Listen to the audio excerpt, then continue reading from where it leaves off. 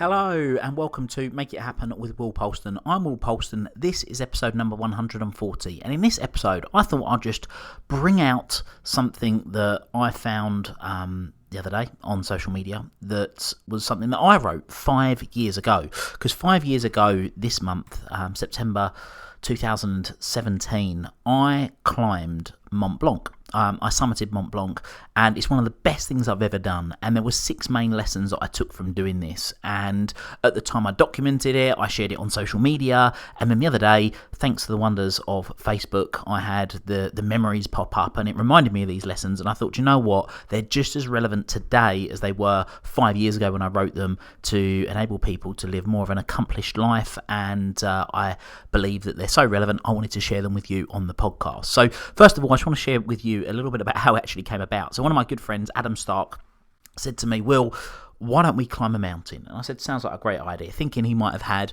Ben Nevis or Snowdon in mind. And he said, no, let's do Mont Blanc. And I said, yep, all right, great, I'm up for it. So for about a year, we were thinking about doing it. This was back in 2016, thinking about doing it, and then we didn't book it at the time. We were going to book it a little bit nearer the time, and I was looking every month at this particular website, making sure that I was going to book them. And then when it came around to actually booking it, which I remember was in about the May, and this is a little lesson for business owners here, I went to go and book it. I was so excited. I've been waiting probably 6 months at that point to book it. At that moment, I was ready to book it. Called this company. I'd been looking at their website every single month to whilst I was planning this.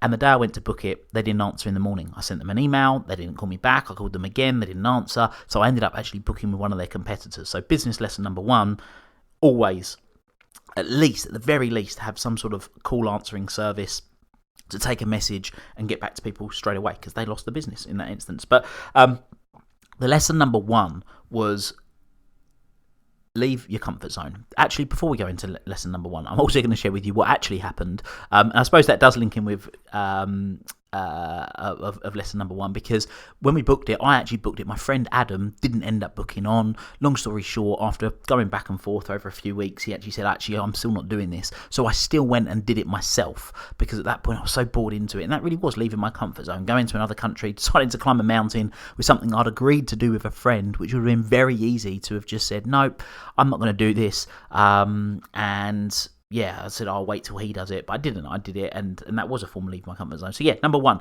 leaving your comfort zone. And I suppose you could argue that started with that. But if you don't grow, you don't die. There is no plateau. And when you get comfortable being uncomfortable, you're forever growing. And climbing a mountain offers a high level of discomfort. And for me, that was in the form of the 6 to 10 hours a day of almost non-stop trekking and climbing, and temperatures as low as -10, and as well as waking up at 2:30 a.m. to start climbing again for the to be able to make the summit for sunrise, and not showering. And there was lots of things that got me out of my comfort zone on that particular trip.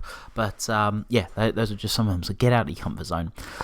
Number 2 was pushing through barriers. And it goes without saying that climbing a mountain is mentally and physically demanding. I think the real key here is understanding that our minds will want to give up way before our bodies need to. And by all accounts, when used correctly, our minds can push our bodies when the body really does need to stop. I mean, how many times have you put off doing important tasks because you didn't quite feel ready? We've all done it. When you're coming up against resistance with yourself and find yourself saying, I can't do it, you're lying to yourself. The truth is you won't do it. So get out of your own way and get it done. The third lesson was facing fears. Now, I've often said that I don't actually agree with the acronym for fear, which is false evidence appearing real, which is often seen as sort of plastered over some sort of stock image and posted on Instagram with lots of different hashtags like hustle and go-getter and things like that, because sometimes fear really is real. And when you are one misplaced step from certain death at 4,000 metres traversing a ridge, fear is certainly very, very real. Now, the particular guide that I walked up with was a great guy, and when he's not guiding, he actually teaches courses for people how to overcome the fear of climbing. And I asked what his core principles were, and he told me there was 4 of them. So number 1 was breathe, especially making sure that you're breathing slowly and exhaling. That was something that was really important. Number 2 was move. No matter how fast, keep moving forward. Number 3 was fall. He said, if you don't experience falling, then you'll never push yourself to higher levels. Once you know that falling isn't quite as bad, so then you're able to build up your confidence. In climbing, you're roped up. If you fall, the worst that's going to happen is you get a few bruises and a bit of a dented ego. In business, it's very much the same. It's highly unlikely that you're going to die, so what's the worst that can happen? And put yourself in that position where those things can be identified. And number 4 is focus. Just focus on what you're doing, completely and utterly zone in on what you're doing. He said about just focusing on one step at a time. In my words, plan for tomorrow, but live for today. Now, my 4th lesson was reflecting on what's been achieved. In today's day and age of social media, it's so easy to constantly be comparing ourselves to others that have more and feel like we're not enough, and that we're not enough on our journey through life because we haven't achieved the outcome that we're working towards yet. Now, when you're tired, there's low oxygen, and you've hardly eaten, and you've just been head down, walking for hours on end. There's a tendency to just keep looking at how far away you are from the summit. And I'm all for outcome thinking, but every now and then stop and look over your shoulder to see how far you've come. And the only time really we ever want to look back is to see how far we've come. If you were to drive just constantly looking in the rear view mirror, you wouldn't get very far.